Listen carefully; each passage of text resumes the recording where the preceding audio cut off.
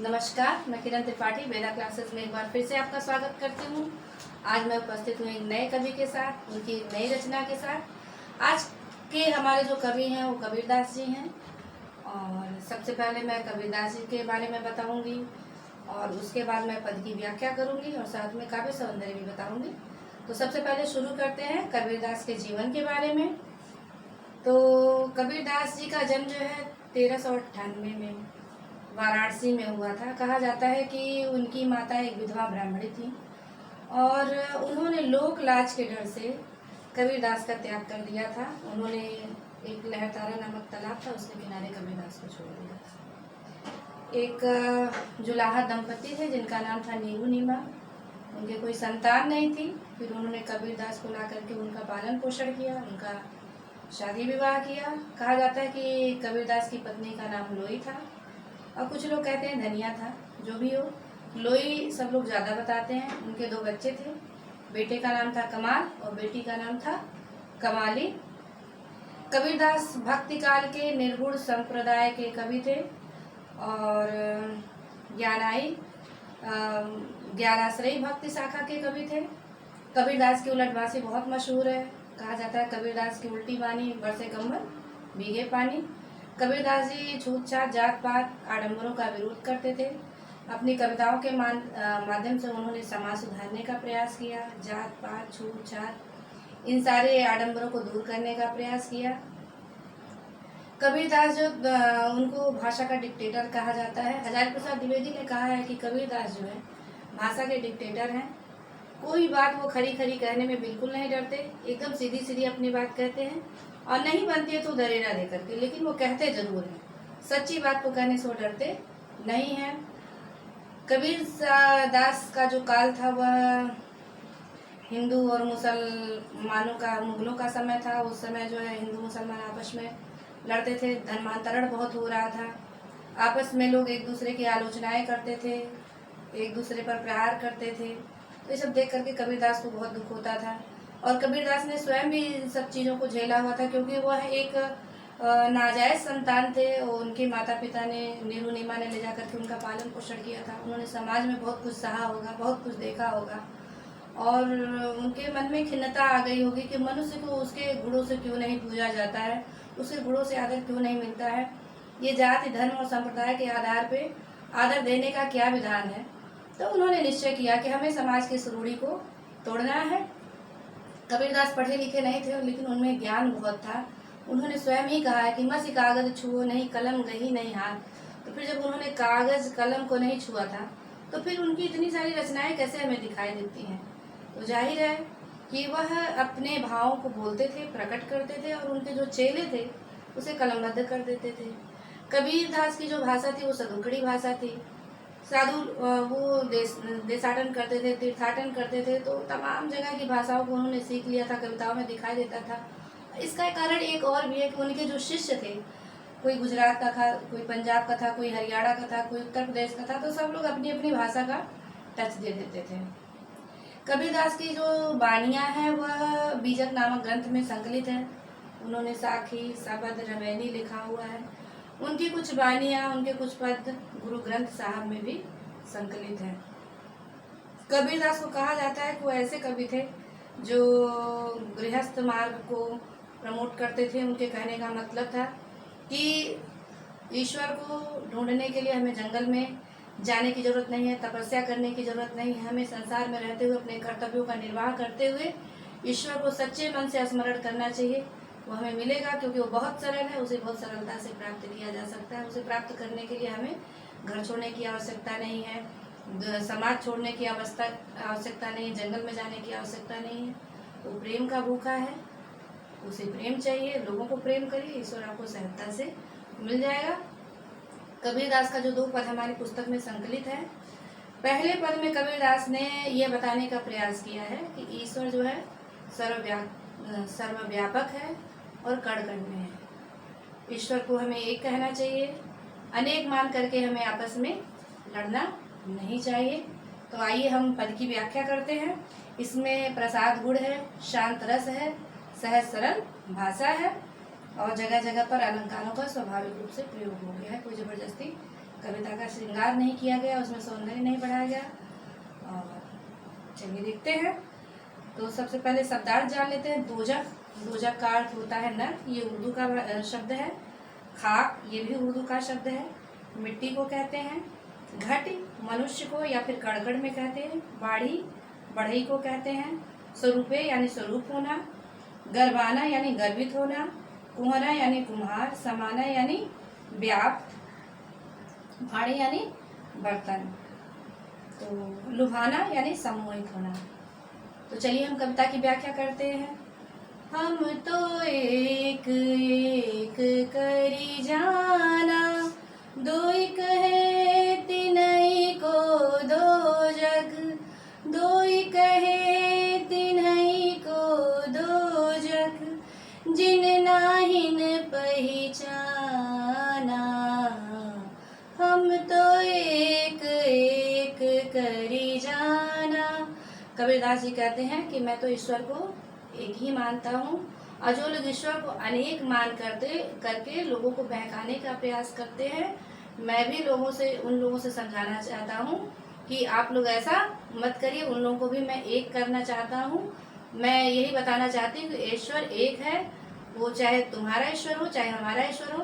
और जो लोग ईश्वर को अनेक कह करके लोगों को लड़ाने का प्रयास करते हैं, निश्चित ही वो दोजख अर्थात नरक में जाने के भागीदार होंगे, क्योंकि यह बहुत बड़ा पाप है। क्योंकि वो ईश्वर को नहीं जानते, नहीं पहचानते, इसीलिए अनेक मान करके लोगों को बहकाते हैं। अब चलिए अगली पंक्ति में हम आते हैं। एक पवन एक ही पानी, एक ज्योति समाना, एक खाक गढ़े सब भाड़े, एक कुम्हारा साना। कह रहे हैं कि जो संसार में हवा प्रवाहित हो रही है वो भी एक ही है, जो पानी बह रहा है वो भी एक है। प्रभु ने हिंदू, मुसलमान, सिख, ईसाई किसी के लिए भी अलग अलग हवा या अलग अलग पानी नहीं बनाया है। एक ही पानी है, एक ही हवा है, और उस पानी में, उस हवा में जो जीवनदायिनी शक्ति है वो भी एक ही परमात्मा की है। फिर कह रहे हैं अपनी बात को स्पष्ट करने के लिए, एक है खाक, खाक का अर्थ होता है मिट्टी।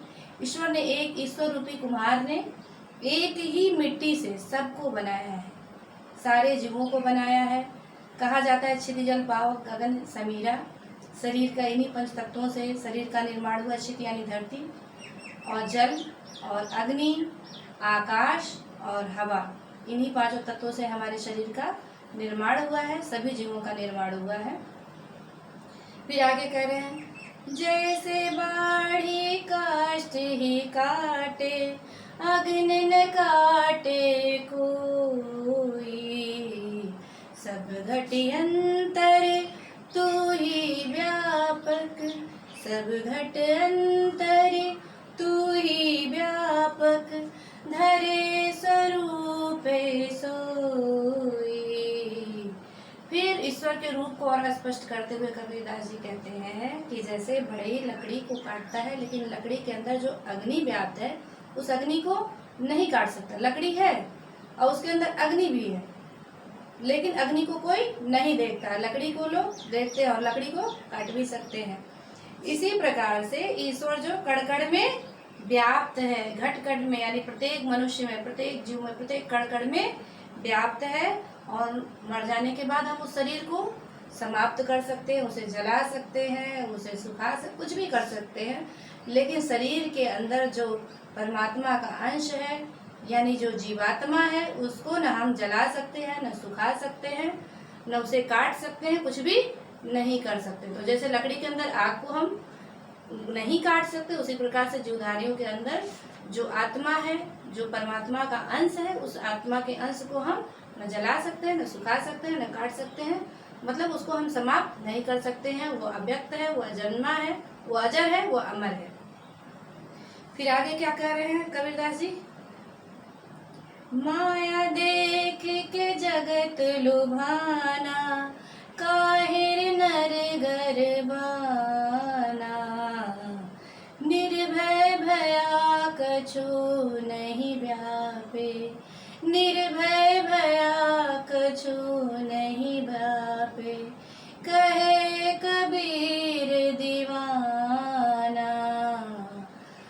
कबीरदास जी कहते हैं कि जीवों का जन्म हुआ कि हम परमात्मा रूपी लक्ष्य को प्राप्त कर सकें।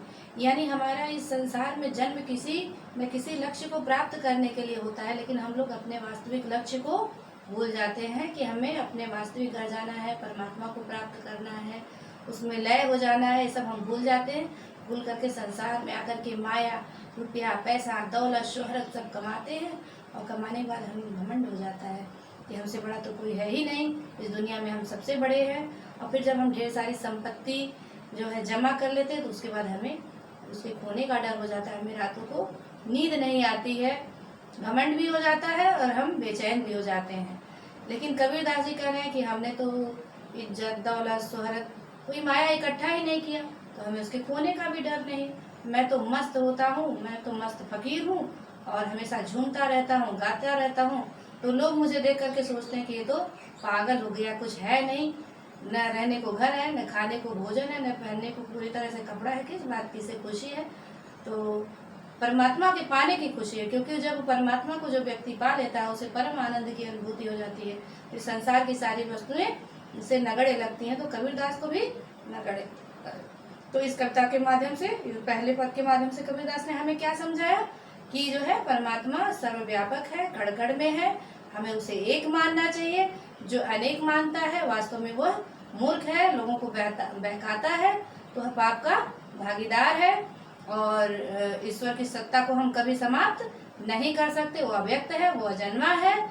और जो ईश्वर को पा लेता है उसे संसार की किसी अन्य वस्तु को पाने की कोई आवश्यकता नहीं है, क्योंकि वास्तविक आनंद ईश्वर को प्राप्त करने में है।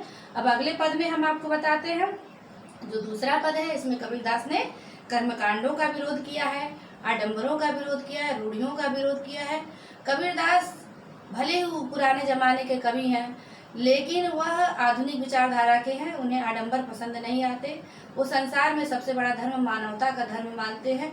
उनका ये मानना है कि अपनी अंतरात्मा में ईश्वर को ढूंढना चाहिए, ईश्वर को मंदिर मस्जिद में ढूंढने का प्रयास करना मूर्खता है। तो कबीरदास जी क्या कह रहे हैं, संतो देखत जग बौराना, संतो देखत जग बौराना, साच कहो तो मारन धावे, झूठ कहे पतियाना, संतो देखत जग बौराना। तो बौराना का अर्थ होता है पागल हो जाना। तो कह रहे कबीरदास कि हे संतो, हे ज्ञानियों, देखो मुझे तो लगता है कि यह संसार पागल हो गया है, क्योंकि जब झूठ बोलते हैं लोग तो उस पर विश्वास करते हैं। पतियाना का अर्थ होता है विश्वास करना, और जब सच बोलो तो मारने दौड़ते। धावे का अर्थ होता है दौड़ना, क्योंकि जब झूठ बोलो उनकी हाँ में हाँ मिलाओ तो लोगों को बहुत अच्छा लगता है, जब सच बोलो तो उन्हें कड़वा लगता है। कबीरदास को लगता है कि वास्तव में सच बोलने पर तो आदमी को पुरस्कृत करना चाहिए, लेकिन यहाँ तो उल्टा लोग दंडित करते हैं, तो लगता है संसार पागल हो गया। फिर अगली पंक्ति में वो क्या कह रहे हैं, नेमी देखा धर्मी देखा, प्रात करे स्नाना, आत्म मार पखानहि पूजे, उनमें कछु नहीं ज्ञाना। तो कबीरदास जी कह रहे हैं कि हे संतो, मैंने तो अपने जीवन में बड़े बड़े जीवन काल में नियम और धर्म का पालन करने वाले लोगों को देखा, जो सुबह सुबह उठते ही कटकटाती ठंडी में स्नान कर लेते हैं, और स्नान करने के बाद क्या करते हैं, पत्थरों की पूजा, पखाने यानी पत्थरों की पूजा करने लगते हैं, और अपनी आत्मा की तरफ एक बार भी नहीं देखते हैं कि ये जीवित अवस्था में है कि मृत अवस्था में है। अपने अंतरात्मा की अवस्था नहीं देखते, अपने हृदय की अवस्था नहीं देखते कि ये पाप से भरी हुई है, कि ये पूरी आत्मा है। अपने आत्मा के विकास के बारे में नहीं सोचते हैं। कबीरदास कहते हैं कि ये लोग तो अन्याय अज्ञानी हैं, क्योंकि मनुष्य ये नहीं जानता है कि जिस मंदिर को मनुष्य ने बनाया है उसमें पत्थरों की मूर्तियां हैं, उस मूर्तियों के अंदर वह भगवान को ढूंढने जाता है जिसको हमने स्वयं बनाया है। लेकिन इस शरीर रूपी मंदिर को तो स्वयं भगवान ने बनाया है, तो इस मंदिर में वो परमात्मा निवास करता है, तो अपनी आत्मा रूपी मंदिर में, शरीर रूपी मंदिर में क्यों नहीं भगवान को ढूंढने का मनुष्य प्रयत्न करता है। अपने कबीरदास ने कहा है, कस्तूरी कुंडल बसे मृग ढूंढे बनमाई, ऐसे घट घट राम है दुनिया देखत न है। हम लोग इधर उधर भटकते हैं और भगवान को अपने अंदर नहीं ढूंढते हैं। यही आदमी की सबसे बड़ी मूर्खता है। फिर आगे क्या कह रहे हैं, बहुतक देखा पीर औलिया, बहुतक देखा पीर औलिया, पढ़े किताब कुराना, कै मुरीद तदबीर बतावे, उनमें वो है जो ज्ञाना, आसन मारी डिम्ब धरी बैठे, आसन मारी डिम्ब धरी बैठे, मन में बहुत गुमाना। कबीरदास ने कहा कि हमने अपने जीवन में बहुत से पीर फकीरों को भी देखा है जो कुरान पाक का अध्ययन करते हैं, उस पर बड़े बड़े लेक्चर देते हैं, बड़े बड़े ज्ञान का उपदेश देते हैं, लेकिन वास्तव में कुरान पाक का मर्म वो स्वयं ही नहीं जानते हैं कि कुरान पाक में वास्तव में बताया क्या गया, कहा क्या गया, उस बात को अपने जीवन में अपनाने की कोई चेष्टा ही नहीं करते। और फिर मुरीद का अर्थ होता है शिष्य और तदबीर का मतलब होता है उपाय।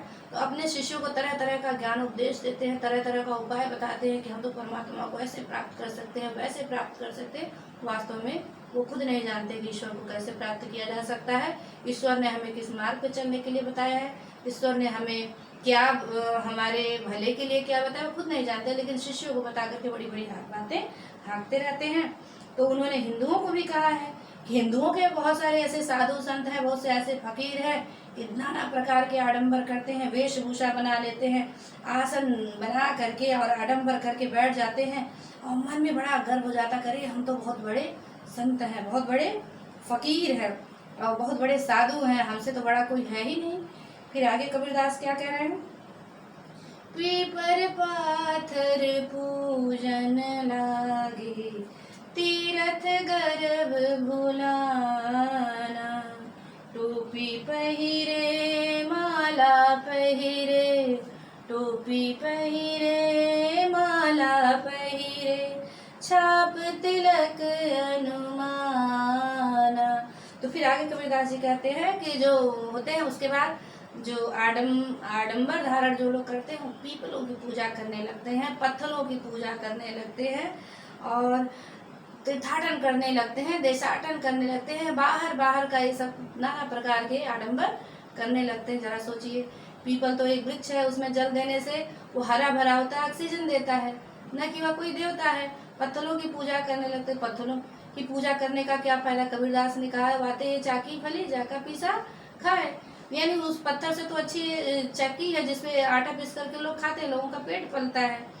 तो लोग जो है उसके बाद तीर्थाटन करने लगते हैं, तो उनके अंदर अहंकार हो जाता है, अपने धार्मिक होने का अहंकार हो जाता है कि हम तो बहुत बड़े संत हैं, बहुत बड़े पीर हैं, फकीर हैं, बहुत बड़े ज्ञानी हैं, हम बहुत धार्मिक हैं, बाकी लोग महापापी हैं। और उन लोगों को लगता है कि हम सभी लोग हमसे छोटे हैं क्योंकि हमारे जितना कोई धार्मिक नहीं है। जबकि एक गृहस्थ व्यक्ति ज़्यादा धार्मिक होता है, ज़्यादा परिश्रमी होता है, क्योंकि अपने परिवार का पालन पोषण करता है, अपने माता पिता की सेवा करता है, समाज के लिए कार्य करता है, देश के लिए कार्य करता है, राष्ट्र के लिए कार्य करता है, मानवता के लिए कार्य करता है। वो कहता नहीं, आडंबर नहीं करता है, लेकिन वो सबके लिए कुछ न कुछ करता रहता है, यहाँ तक कि भिखारियों को भी भिक्षा देता है। एक गृहस्थ, एक किसान व्यक्ति समाज को बहुत कुछ देता है। तो वास्तविक तपस्या तो गृहस्थ रहने में है।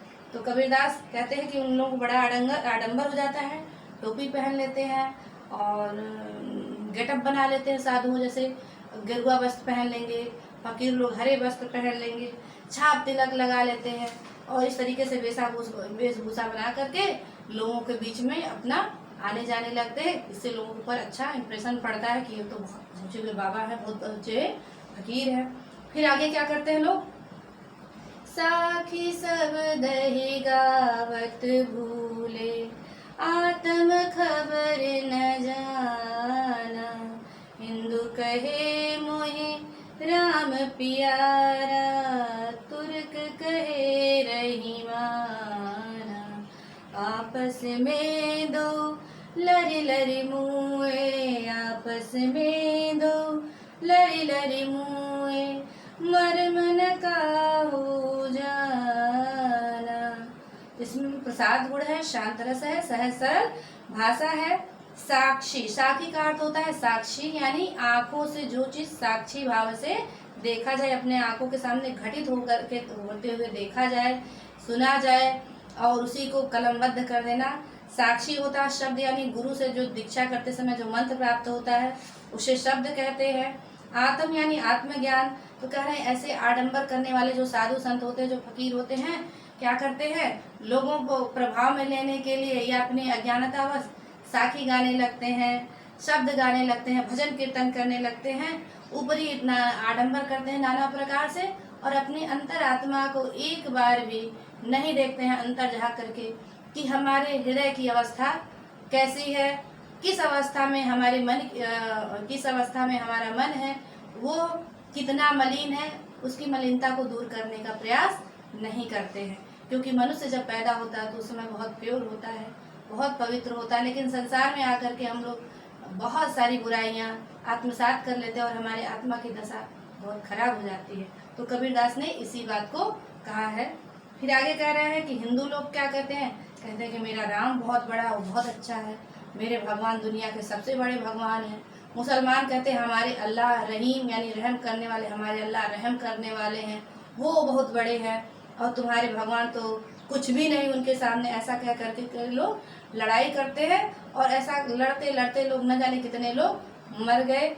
यही होता आया है और यही हो रहा है, लेकिन लोग ईश्वर के वास्तविक मर्म को नहीं जानते कि वास्तव में ईश्वर है क्या और वो चाहता क्या है अपने बंदों से। क्योंकि कबीरदास यही बताना चाहते हैं कि परमात्मा एक ही है, उसने हम सबको बनाया है और वो हम सब से प्रेम करता है। तो हम सबको भी आपस में प्रेम करना चाहिए। अगर हम आपस में एक दूसरे से लड़ेंगे तो ईश्वर को दुख होगा। फिर आपस में फिर क्या कबीरदास जी कहते हैं, घर घर मंतर देत फिरत है, महिमा के अभिमाना, गुर के सहित सिख सब बूढ़े, अंत काल पछिताना।